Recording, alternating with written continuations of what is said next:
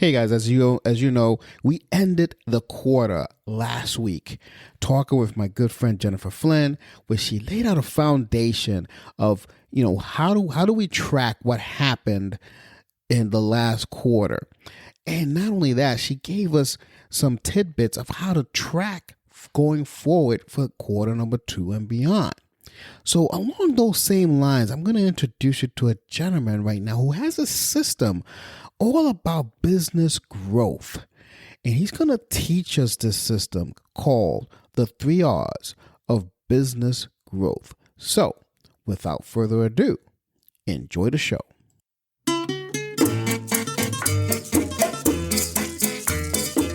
Hello, and welcome to Marketing Solutions for Local Businesses, the podcast where you will discover all the latest and greatest digital marketing tools, tips, and strategies you will need to implement in order to stay ahead of your competition. If you are not getting the results you are looking for from your digital marketing efforts, this is the podcast for you. And now, here's the host of our show, the local business guy himself, Frank Deming. Hello, everyone. This is Frank Deming, the local business guy, and welcome to another episode of Marketing Solutions for Local Businesses. Happy Wednesday. Happy Hump Day. I hope you guys are having a rockin' week thus far. Today, as I said in the pre-intro, I have a gentleman that's going to rock your world, who's doing some great things here in the business arena for all of us here in business and local businesses, small businesses, et cetera, et cetera. He's going to teach us the 3 R's of business. So without further ado, here's Mr. Edwin Dearborn. Hi, Edwin. Welcome to the show. Thanks, Frank. Thanks for having me. Hey, man, it's a pleasure to have you here. So I did some information about you prior to this show going live, but in your own words, can you tell us who are you and what do you do? Yeah, I've been in entrepreneurship and business since I was about 15 years old because my parents owned some small businesses. So I've been in the small business world almost my entire life. I'm 58 years old now, so it's 43 years. And back when we started business in the 70s and 80s, marketing and growing a business was very limited because we didn't have digital technology. It was cold calling, handing out flyers, yellow page ads. And that's pretty much it, maybe mailing lists. Yeah. And I learned a lot. And in college, when I was 18 years old, I took a class on advertising. And I was just absolutely fascinated with this. And so not only between the classes, I started reading some books, on advertising by David Ogilvy, positioning by Trout and Reese, kind of the classics. And I was like, wow, there's really this technology to influencing people to buy and trust certain products. 100%. And I started to apply that to the small businesses that my parents were involved in at the time. And at that time, it was a travel agency. And I started applying it and we started getting new clients from it. The flyers, the ads that I was placing in the newspapers, they were effective. And I was like, wow, I'm learning this technology at an early age. Well, 20 years later, we start getting into digital. We start getting into email and then in early 2000s, Facebook and Twitter and YouTube. And I knew that if I didn't learn this new way of marketing, I would soon become a pterodactyl. So I become a dinosaur. So I went to work for a gentleman that was just crushing it. His name's Bill McIntosh, still a good friend to this day. And in 2006, 2007, when the economy crashed, I needed some additional work. So I thought, what a great opportunity. I'll be mentored by one of the best. And so for the next 3 years, I worked with him and I really learned kind of the fundamentals of digital marketing. And then I started consulting on my own. And since that point, I've written some books about how to do it. And I've always kept in mind, I think what's different from my writing is I write for the small business person that is overwhelmed by it all. I try to really bring it down to okay, I've got to bring it down to a level that you can actually do what I'm talking about versus just, wow, look at all this stuff and being overwhelmed by it. I find that's the number one thing when I talk to people. What's happening with your marketing? I'm overwhelmed. That's true. That's true. I run into that a lot as well. So I can relate. Interesting. So your main focus, what's your main core business? Well, I sit as a partner on several small businesses. So again, I'm still in the business world, the small business world. I'm a partner in a bookkeeping company. Mm-hmm. I am a board member on a med tech company. I'm also the chief marketing officer for a real estate firm in Beverly Hills called Skymark. Outstanding. And I also have a marketing business, Branded Shareables, which you can get my free ebook, with another partner out of Florida. So I'm very much involved every day in having to make small businesses get new clients. So this isn't some ivory tower author guy. Being an author really is just kind of my side hustle, if you will. Right. But making money through small business is my main hustle. So as I told you guys, I'm talking to the listeners here. At the end of season 2, I told you guys I was going to kick it up a notch in season 3. I was going to bring you some real world people, and here you go. See, you ask and you shall receive. There you go. And Mr. Dearborn here is the real deal. This guy, he can teach us a lot. So let's get into the meat of this episode. I'm just kind of curious. What are the 3 R's of business growth? Because I like simplicity, and so does my audience. So let's rock and roll with that. Yeah, and what's great about these 3 R's of the best source of your new customers and business growth is none of them really require a lot of money or skills. They can over time, but all 3 can be started right now, today, with almost no money or very little money. So I want you to remember that what I'm going to be sharing with you doesn't require a large budget. It can get into that down the road as you're making more money. But as Arthur Ashe said, we start with what we have and what we can do. And all of these open the door to beginning with what we can do with what we already have. So number 1 is referrals. And the misconception, the blind spot in business about referrals is that we kind of have to wait for them to happen versus there are activities that we can do every day to plant the seeds and instigate more referrals. So instead of playing defense and just waiting for the ball to come our way, we can actually play offense and instigate and create more referrals than we thought were possible. So what I like to do, and particularly in my book, Referrology, is how do I put you on offense? How do I get you to quarterback more plays, more passes, more runs that turn into more touchdowns, meaning more referrals? And we all know, I mean, Frank, if I called you and I said I had a referral for you, you wouldn't be upset. Referrals are one of those things that lights everybody's eyes up. I have a referral for you. Right. So I like to put people in a proactive mindset of how to get referrals. So let me touch on that a little bit. So would you say they have to be in a position like in networking groups or just be active on social? Give us some tips as to what's a good referral. So the first thing I talk about is you got to be referable. So are you good at what you do? You got to work on yourself. You got to work on your product and service. Are you referable? You don't have to be the absolute best, but you've got to be good. Right. So that's one of the things is like, are you really good at what you do? Are you a good communicator? Are you offering good products and services?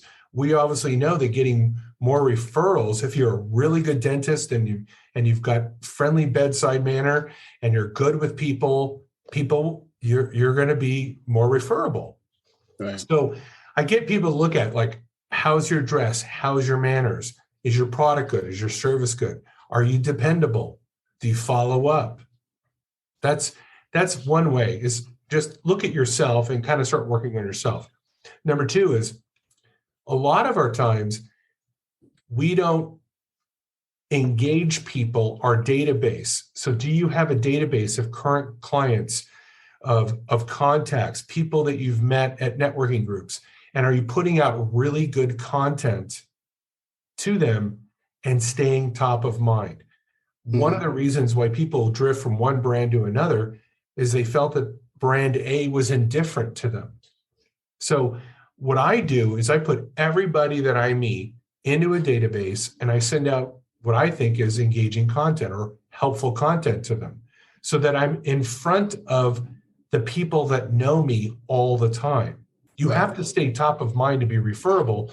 So when they run into a situation, they go, I got a guy, I got a gal, I know somebody that handles that.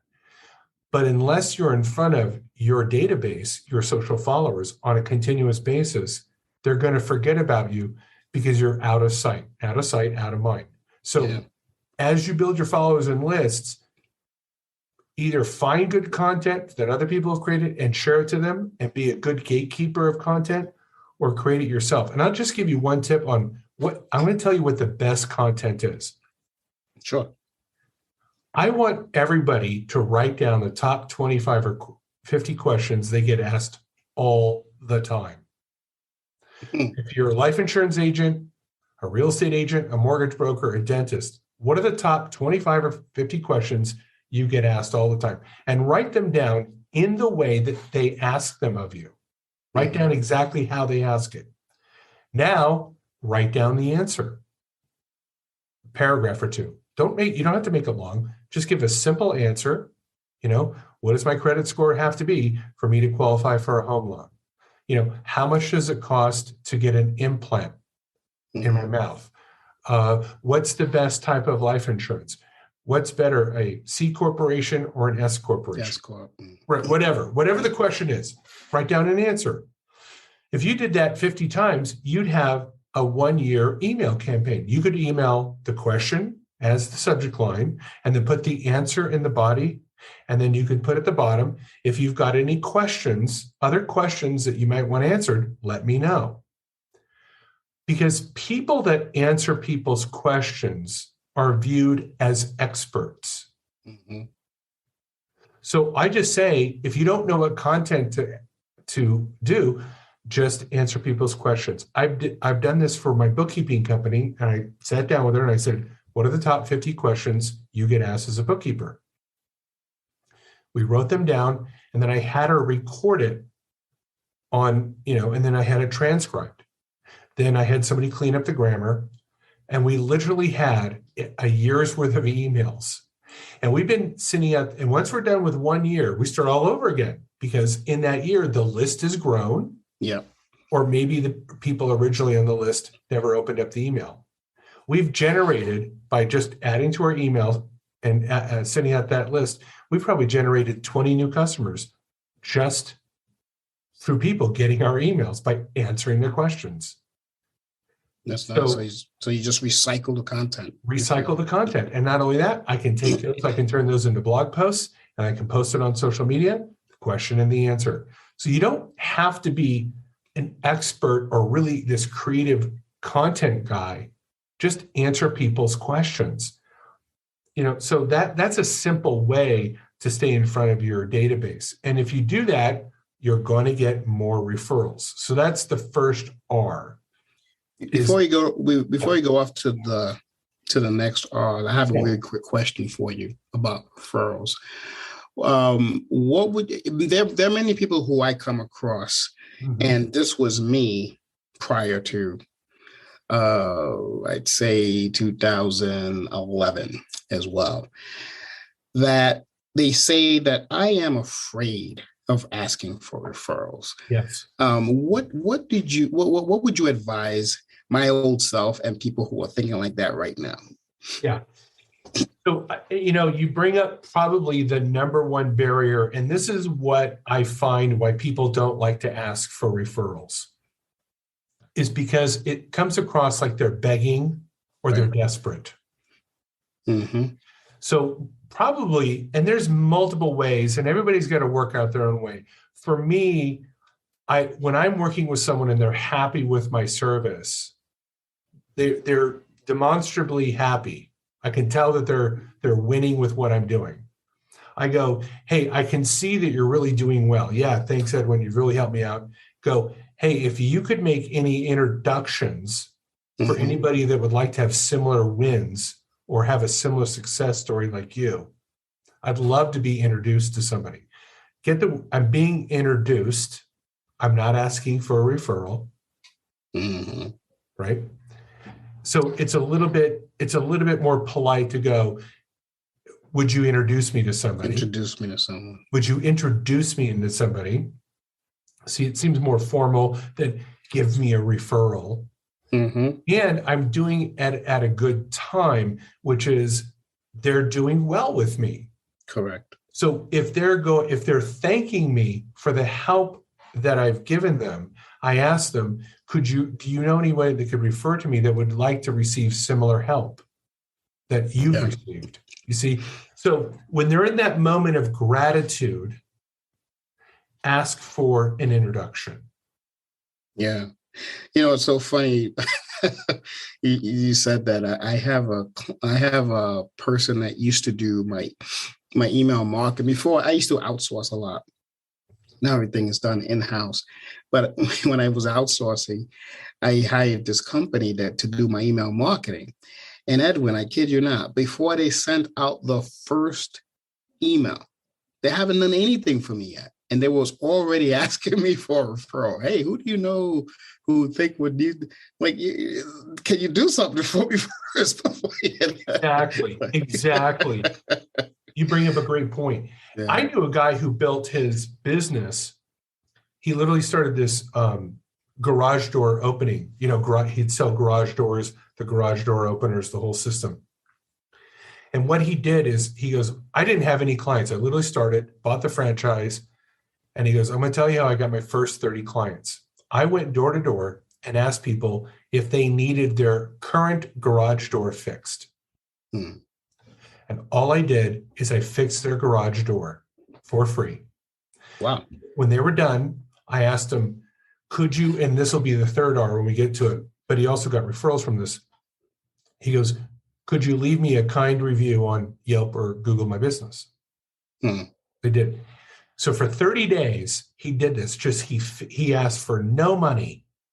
Well, two things happened. Number one, some of the people were like, hey, so what do you do? That was really nice of you. See, he did something for them first. Right. And they go, well, I sell garage doors. And you go, wow, funny. I was thinking about buying a new one. And I think he sold, out of the 30, he sold 3 garage door sets. Brand new set, right? Not bad. But then he got 30 reviews, which of course is what I call a soft referral. He got some referrals, and all of a sudden he had an online presence.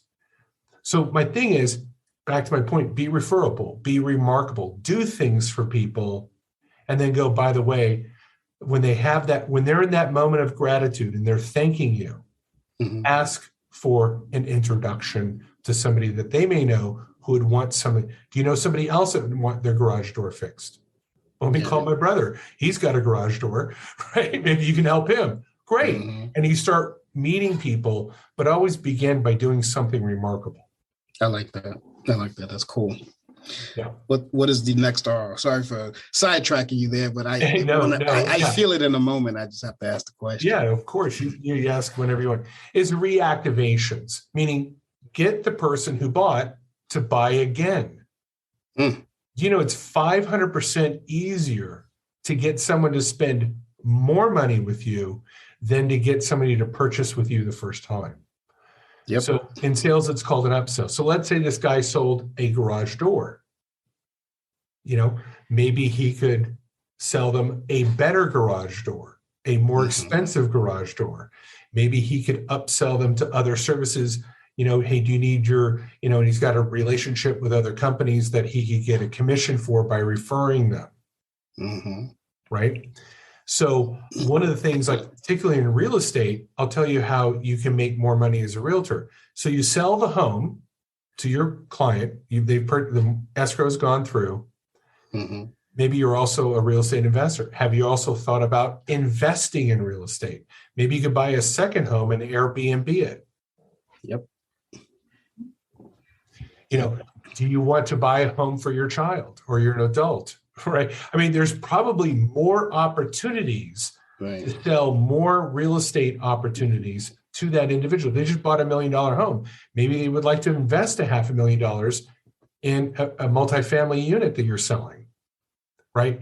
Don't look to just the next guy. Go, wait a minute, I got a database. One of the real estate investors I'm currently working with is putting together a 20-unit multifamily unit right out of Sacramento, booming area. Mm-hmm. They're going to make a lot of money on this property. And he was a few $100,000 short, but he already had 9 investors. He goes, I got to find more investors. I said, Brandon, no, go back to the 9 people that have already invested $1 million and get them all to put in a little bit more money. He's like, how brilliant. Like, they've already paid me. Who's likely to pay you other than the people that have already paid you? So some of these people have already put in $100,000 or $200,000. What's another $25,000 to up the ante on their investment? Yeah, it's nothing for them. Yeah, it's nothing for them. Again, and then when you find the next property in Sacramento, go back to the same 9 people and not only get them to reinvest, but again, referrals. Do you know somebody that you could introduce me that would like to have a similar opportunity that you're now taking advantage of? So reactivations, again, have your email database. Most people do not market to their past clientele list.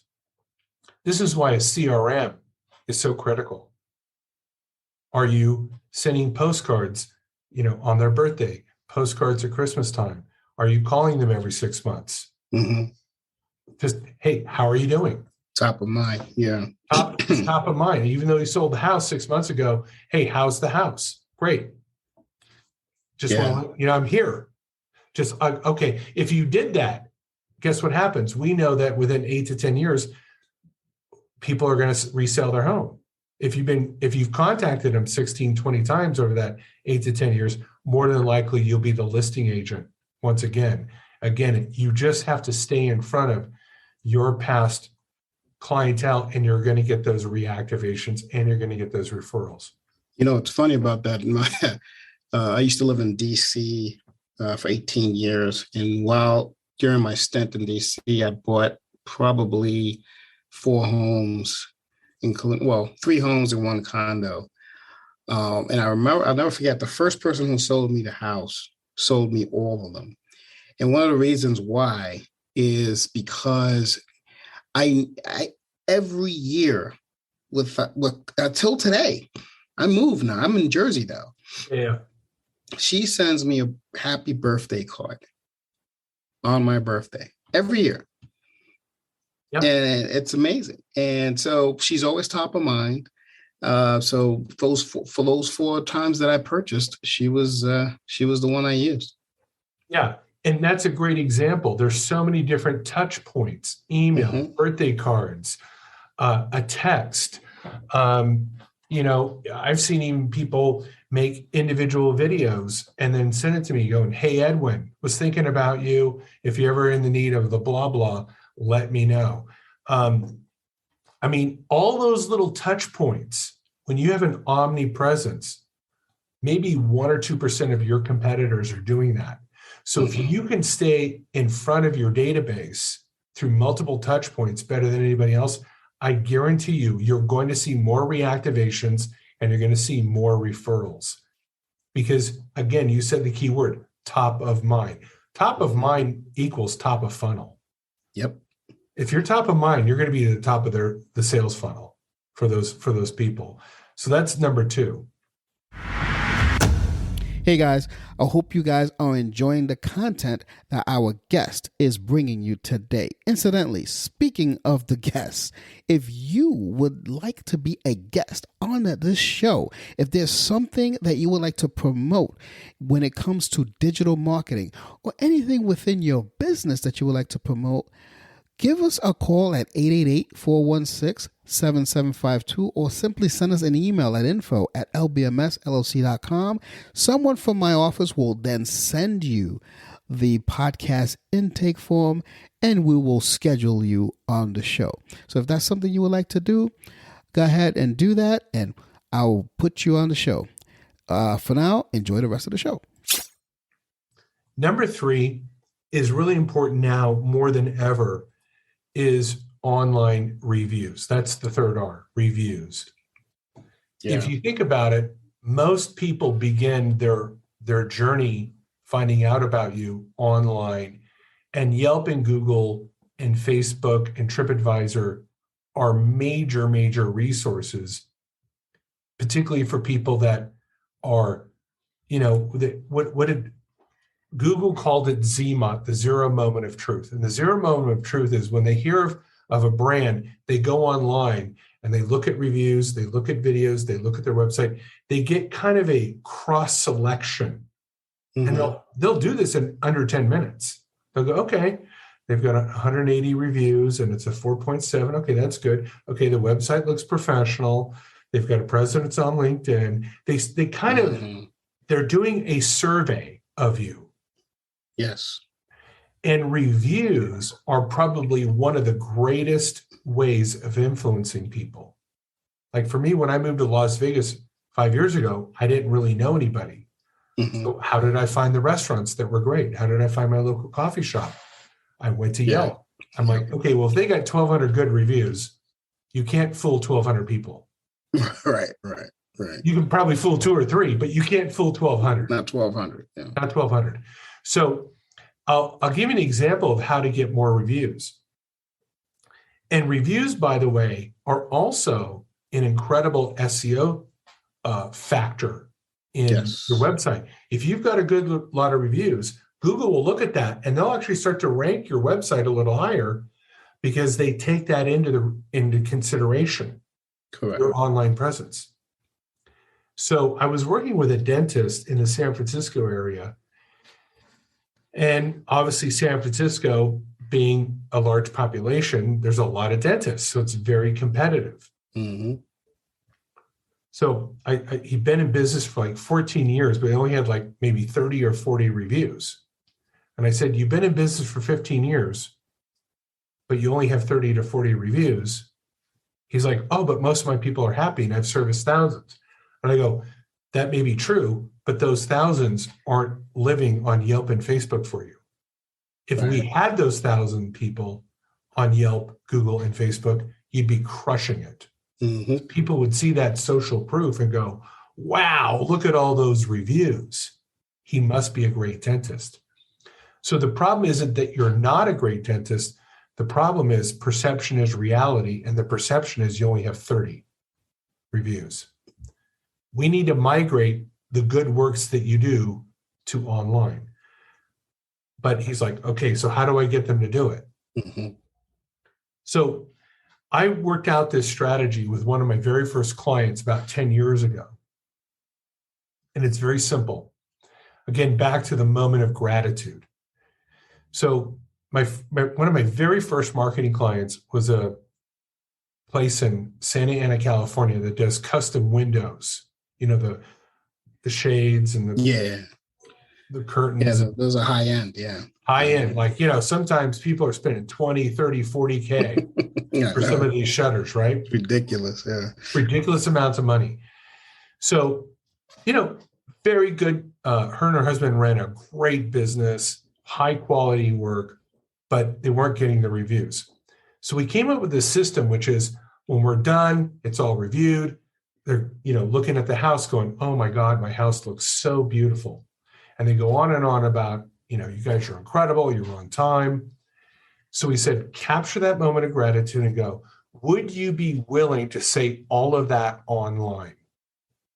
Well, 99% of people are like, absolutely, I'll say that online. Right in that moment, you get, hey, can you say what you just said on Yelp or Google right now? It would get them to do it right then and there. As they're saying it, pick up your cell phone and leave the review right then and there.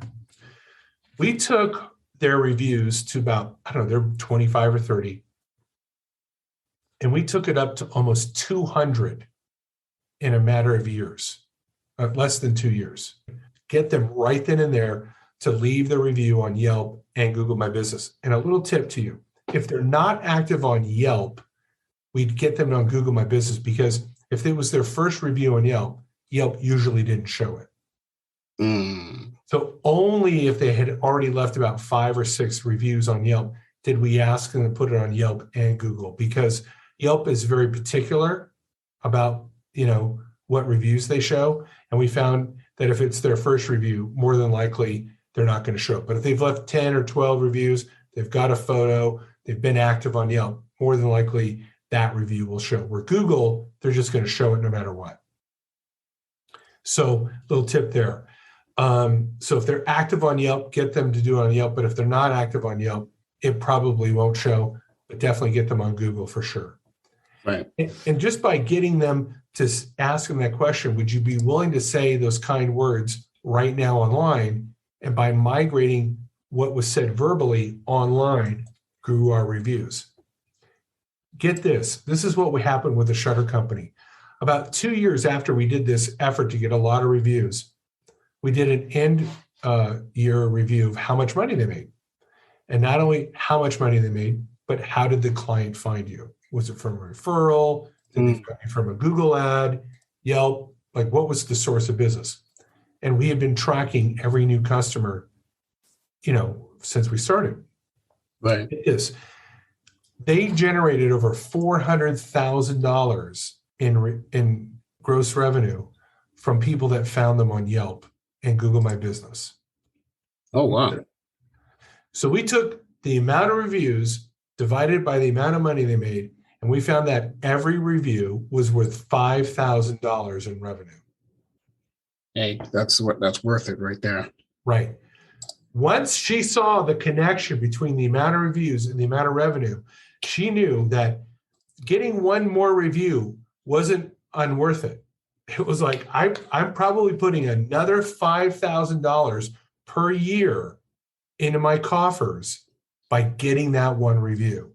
That's right. Now, so can you imagine if let's take the 3 R's and we actually built a strategy. I'm going to become referable, and I'm going to get really good at getting introductions for referrals. I'm going to ask for those introductions during those moments of gratitude. Right. Stay in front of my database. I'm going to reactivate clients. I'm going to figure out how to upsell them. And also in that moment of gratitude, I'm going to leave a digital footprint on Yelp, Facebook, Google My Business. If you did this every week, the little tiny small steps, growing your list, growing your referrals, growing your reviews, what do you think is going to happen to that business in a matter of a couple of years? You should quadruple easily. That's right. That's right.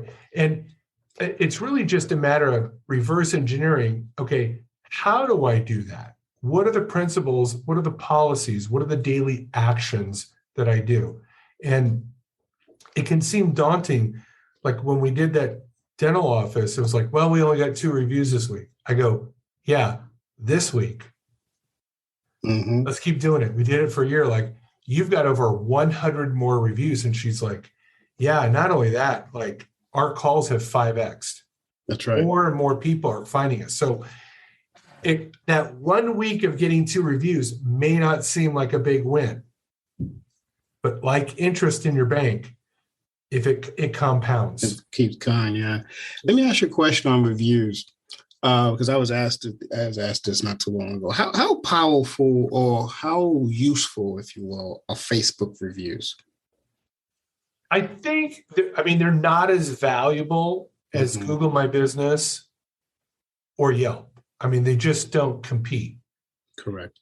I would say go ahead and get them, because that Facebook page may begin to rank if you're not only have a lot of reviews, but you're also, your page is active. So I think there needs to be a combination of activities occurring on your Facebook page. But if it's got no content on it and you're posting no content and you're trying to get reviews to have it rank, it's not. I think you need a multitude of actions. Yeah. I think the big 2 is Google My Business and Yelp. And I think if you grew those and also added a lot of content, made sure that your Yelp page was fully filled out, your Google My Business profile had photos, your hours, you really,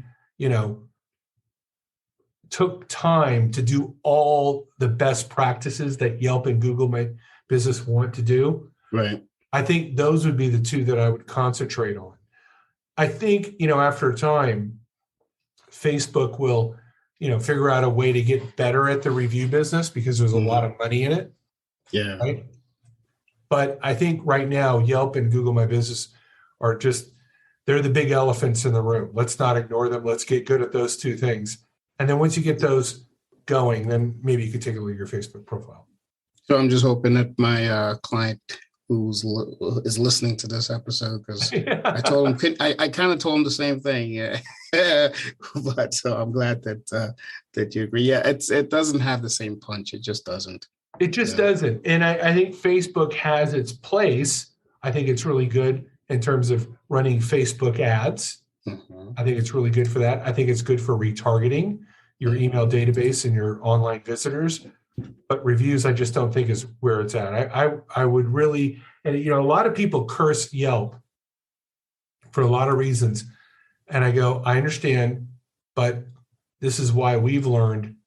Find people that are active on Yelp and get them leaving the Yelp reviews, and just be patient and consistent. It's not an overnight thing. It's just like building a brand. How long does it take to build a brand, Frank? 3, 4, 5 years? Yeah. In the IT easily 5 years. Yeah. Easily 5 years. And I tell people, I go, if you want to build a brand, it's a long game. It's a marathon. So it's not about a logo and a website. That's the beginning of it. But you've got to build an online reputation. You've got to build consistency in your messaging. You've got to build consistency in your delivery. There's a Greek restaurant right down the road from me. Tons of reviews. But I'll tell you why they've got tons of reviews. When you walk in, you feel like you're walking into Greece, the country of Greece. They got Greek music. The Greek food is amazing. The service is amazing. Mm-hmm. But it took a while. I'm sure when they first opened, it wasn't like people were flocking. But now that they've got that consistent delivery of fresh Greek food and lots of online reviews, I've noticed there's more and more people in the restaurant. More people. They're building the brand the right way. Yeah, that's what it takes. It takes time. I mean, we've been in business 14 years. In October will be 15 years. Wow. Those first 5 years were rough, I got to tell you. But, I'd say these next, 9, 10 years, a lot easier. A lot easier. Even through the pandemic, I was able to weather a lot of storms, but because the foundation was strong, but I built a brand where people call me without a problem. They know who I was. I've been around for a while, et cetera, et cetera. So that's what it's all about. I understand you have a gift for our listeners. Yeah. If you, I gave you a link, I put it in there. It's basically my free ebook called Referrology. And I go, all these 3 things, I go into bigger depth, but when you go to the link, you're going to see that I also on the website, I have a lot of other free stuff. At the top of my website, Branded Shareables, is a tab called Free Stuff. And it's got about 6 or 7 different things that you can look at, charts, systems, little tips, all free stuff. Just go there. And I think that you'll find that between my ebook and the free things, that there's going to be some content there that resonates with you. Mm-hmm. And back to the earlier point in my on our podcast here, I talked about not people being in overwhelm. Mm. So my last tip is this: don't worry what other brands are doing. I want you to focus on what you can do, what you're willing to do, and what you can win at. A lot of times I'll talk to businesses. They're like, Twitter and Instagram and TikTok and SEO. I don't know where I should be on. I go, what are you willing to do? So it's my good. And they're like, I'm willing to be on Facebook. I said, good. Let's get you really good at Facebook. Let's get you doing Facebook ads. Let's get you posting more often. Let's get you do some Facebook Live. Once you up your skills and effectiveness there, then let's take a look at the next thing that you're willing to do. Are you willing to do LinkedIn? Are you willing to do email better? Mm-hmm. Are you willing to put some money into some SEO? And my basic principle is this: if you can't get them having small wins, we'll never get them to having big wins. That's correct. Let's cut back the gradient and let's find out what you're willing to do. Get you good at that. Now that you've got some confidence built, you're like, you know what? I'm pretty good at Facebook. Good. What's the next thing that we're going to tackle? Mm-hmm. And then a year later, they're like, wow, I'm doing LinkedIn. I'm doing live videos. I'm doing Facebook. I'm doing email. Yeah, but we did them in small steps and we eventually got you there. That's how we get people winning with our marketing. It's the only way to do it. I love it. I love that. I love that concept. I love the way to, the way you simplified it, because it's true. Anyone can do it that way if they just concentrate. In terms of your links, I want to drop every single link on the show notes so people can get a hold of you. I'll even put some LinkedIn information in there because you and I are friends on LinkedIn. So I just like for people to check out Edwin Dearborn here. Now, before I let you go, Edwin, is there anything I did not ask you that you think will benefit the audience? That's a great question. I think that I would say this.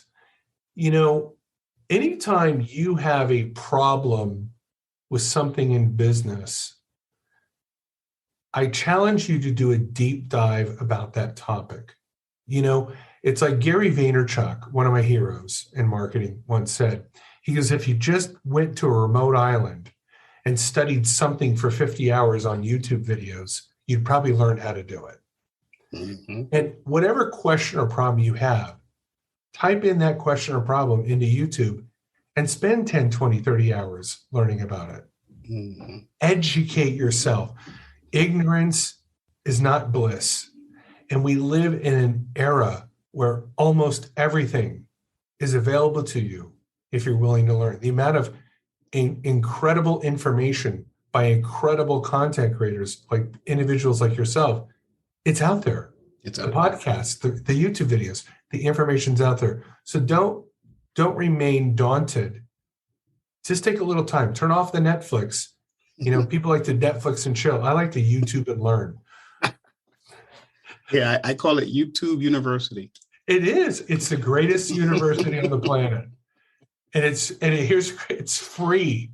It's free and it works. I mean, I've tried anytime I didn't know anything, I'd just say, hey, let me check it out on YouTube. I try it. Boom. Here you go. But that was awesome. That's great advice. Thank you for that.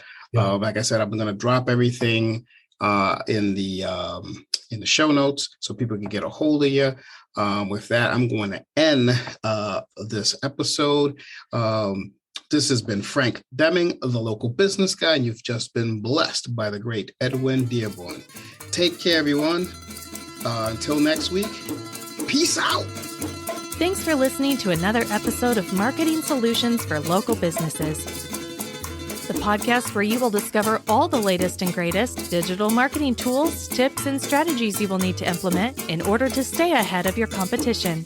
Don't forget, any links that were mentioned during the broadcast will be available to you in the show notes, so be sure to grab them while you have the chance. Incidentally, if you have any topics that you would like for us to discuss on the show, be sure to send an email to the email provided in the show notes, or click the Contact Us link and let us know what topic you would like us to help you with, and we'll be sure to add it to our schedule. If you would like for Frank and his team to look at your digital marketing presence and give you a free evaluation, simply click the Request a Free Consultation link in the show notes to get a hold of them. That being said, until our next episode, make it a successful digital marketing day. Peace out.